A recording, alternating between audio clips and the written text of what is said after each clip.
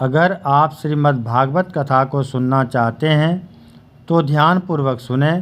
साथ ही एक आग्रह करूंगा कि जिस तरह से आप किसी को वस्तु या पैसे दान करते हैं, ठीक उसी प्रकार मेरे भागवत ज्ञान चैनल को लाइक सब्सक्राइब करने से मुझे एक बड़ा दान मिल जाएगा।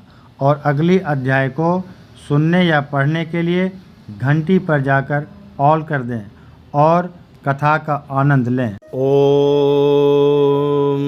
श्री गणेशाय नमः। ओम नमो भगवते वासुदेवाय। कृष्णं नारायणं वन्दे कृष्णं वन्दे भजप्रियं। कृष्णद्वैपायनं वन्दे कृष्णं वन्दे पृथासुतं। भागवत महापुराण प्रथम स्कंद सप्तमोऽध्याय।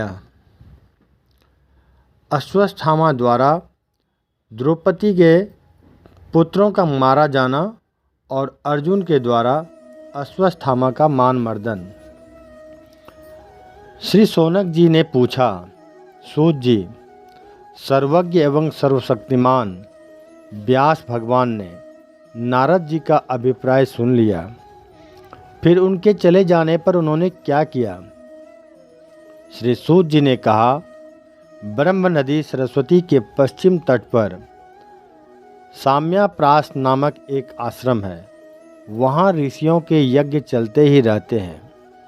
वहीं व्यास जी का अपना आश्रम है।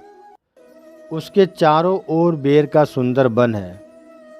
उस आश्रम में बैठकर उन्होंने आचमन किया और स्वयं अपने मन को समाहित किया। उन्होंने भक्ति योग के द्वारा अपने मन को पूर्णतया एकाग्र और निर्मल करके आदि पुरुष परमात्मा और उनके आश्रय से रहने वाली माया को देखा। इसी माया से मोहित होकर यह जीव तीनों गुणों से अतीत होने पर भी अपने को त्रिगुणात्मक मान लेता है और इस मान्यता के कारण होने वाले अनर्थों को भोगता है। इन अनर्थों की शांति का साक्षात साधन है केवल भगवान की भक्ति योग। परंतु संसार के लोग इस बात को नहीं जानते। यही समझकर उन्होंने इस परमहंसों की संहिता श्रीमद् भागवत की रचना की। इसके श्रवण मात्र से पुरुषोत्तम भगवान श्री कृष्ण के प्रति परम प्रेममयी भक्ति हो जाती है, जिससे जीव के शोक, मोह और भय नष्ट हो जाते हैं। उन्होंने इस भागवत संहिता का निर्माण और पुनरावृत्ति करके इसे अपने निवृत्त प्रायण पुत्र श्री सुखदेव जी को पढ़ाया। श्री शौनक जी ने पूछा, श्री सुखदेव जी तो अत्यंत निवृत्ति परायण हैं। उन्हें किसी भी वस्तु की अपेक्षा नहीं है। वे सदा आत्मा में ही रमन करते हैं। फिर उन्होंने किस लिए इस विशाल ग्रंथ का अध्ययन किया? श्री सूत जी ने कहा, जो लोग ज्ञानी हैं, जिनके अविद्या की गांठ खुल गई है और जो सदा आत्मा में ही रमन करने वाले हैं, वे भी भगवान का हेतु रहित भक्ति किया करते हैं, क्योंकि भगवान के गुण ही ऐसे मधुर हैं जो सबको अपनी ओर खींच लेते हैं। फिर सुखदेव जी तो भगवान के भक्तों के अत्यंत प्रिय और स्वयं भगवान वेदव्यास के पुत्र। गुणों ने उनके हृदय को अपनी ओर खींच लिया और उन्होंने उससे विवश होकर ही इस विशाल ग्रंथ का अध्ययन किया। शौनक जी, अब मैं राज ऋषि परीक्षित का जन्म, कर्म और मोक्ष की तथा पांडवों के स्वर्गारोहण की कथा कहता हूँ, क्योंकि इन्हीं से भगवान श्री कृष्ण की अनेकों कथाओं का उदय होता है। जिस समय महाभारत युद्ध में कौरव और पांडव दोनों पक्षों के बहुत से वीर गति को प्राप्त हो चुके थे और भीमसेन की गदा के प्रहार से दुर्योधन की जांघ टूट चुकी थी, तब अश्वत्थामा अपने स्वामी दुर्योधन का प्रिय कार्य समझकर द्रौपदी के सोते हुए पुत्रों के सिर काट कर उसे भेंट किए। यह घटना दुर्योधन को भी अप्रिय ही लगी, क्योंकि ऐसे नीच कर्म की सभी निंदा करते हैं। उन बालकों की माता द्रौपदी अपने पुत्रों का निधन सुनकर अत्यंत दुखी हो गई। उसकी आंखों में आंसू छलछला आए, वह रोने लगी। अर्जुन ने इसे सांत्वना देते हुए कहा, कल्याणी, मैं तुम्हारे आंसू तब पोंछूंगा जब उस आताताई ब्राह्मण धम का सिर गांडीव धनुष के बाणों से काटकर तुम्हें भेंट करूंगा, और पुत्रों की अंत्येष्टि क्रिया के बाद तुम उस पर पैर रखकर स्नान करोगी।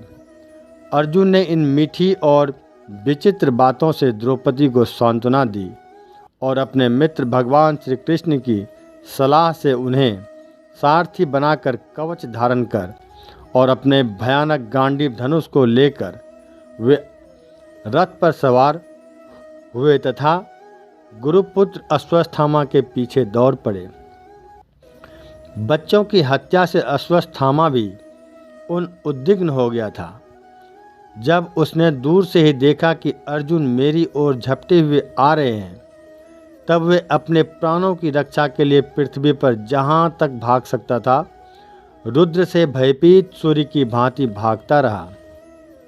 जब उसने देखा कि मेरे रथ के घोड़े थक गए हैं और मैं बिल्कुल अकेला हूँ, तब उसने अपने को बचाने का एकमात्र साधन ब्रह्मास्त्र ही समझा।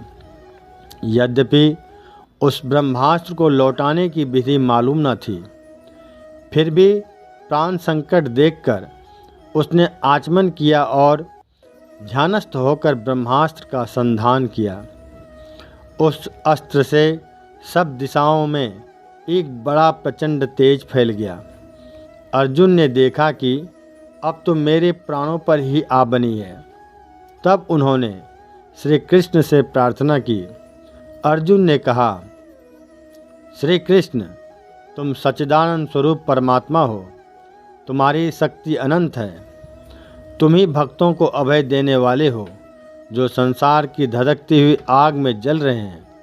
उन जीवों को उससे उबारने वाले एकमात्र तुम ही हो। तुम प्रकृति से परे रहने वाले आदि पुरुष साक्षात परमेश्वर हो। अपने चित्त शक्ति, स्वरूप शक्ति से बहिरंग एवं त्रिगुणमयी माया को दूर भगाकर अपने अद्वितीय स्वरूप में स्थित हो।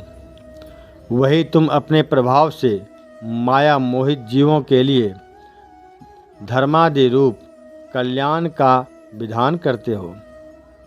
तुम्हारा यह अवतार पृथ्वी का भार हरण करने के लिए और तुम्हें अनन्य प्रेमी भक्त जनों के निरंतर स्मरण ध्यान करने के लिए है। स्वयं प्रकाश स्वरूप श्री कृष्ण, यह भयंकर तेज सब ओर से मेरी ओर आ रहा है। यह क्या है, कहाँ से, क्यों आ रहा है, इसका मुझे बिल्कुल पता नहीं है। भगवान ने कहा, अर्जुन, यह अश्वत्थामा का चलाया हुआ ब्रह्मास्त्र है।